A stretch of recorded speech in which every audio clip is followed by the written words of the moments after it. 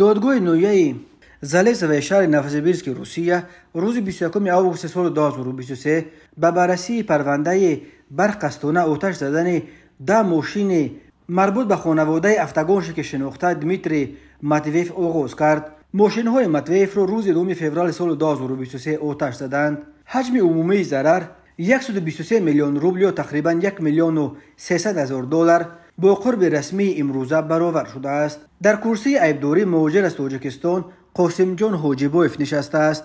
خود قاسم جان در جریان تفتیشات و در روز اول مرافعه دست داشتنش در این عمله را کاملا رد کرد، ولی بنا به فرضیه تفتیشات این مهاجر تاجیکستانی که در خانه ماتویف و همچون مرد کار میکرد، از شرایط کار و حجم معاشش ناراضی بود و با مقصد نقار گرفتن از کارفرما ماشین‌های او را آتش زده است. در روز اول مرافعه زمان حبس مهاجر تاجیک تا 24 ژانویه سال 2024 تمدید کردند.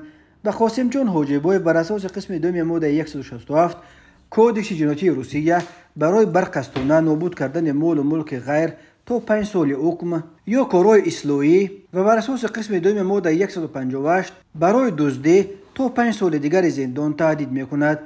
درباره جبران ضرر در خبر دپارتمنت دادگاه ولایت نوسیبیرسک چیزی گفته نشده است، چون که از یک مهاجر بیچاره رویانیدن چنین مبلغ بزرگ 123 میلیون روبل کار بیرون از امکان به نظر می رسد. بر اساس مواد پرونده که برخی جزئیاتش را نشریه محلی پرسندنت تیوی و نشریه معروف روسی کمرسان نشر کردند، قاسم جان حاجیبوف شرایط کار و معاش نوروزی شب 9 فوریه سال 2023 به گاراژ ماتویف که در قبط اول کتیج سی قبطه این اویله در موضع زالیتوفسک بور ساخته شده بود در آمده به بالای ماشین قیمتبهای تمغه بنتلی بنزین پوشیده آن را آتش زده است و سپس از گاراژ یک ولسپید صاحبخانه را گرفته با آن از جای حادثه فرار کرده است. خبر سوختار به سوختارنشانا ساعت 02:28 دقیقه رسیده است و آنها به جای حادثه رسیده تنها ساعت 04:35 دقیقه توانستند آتش را خاموش کنند. آتش به جز از بنتلی باز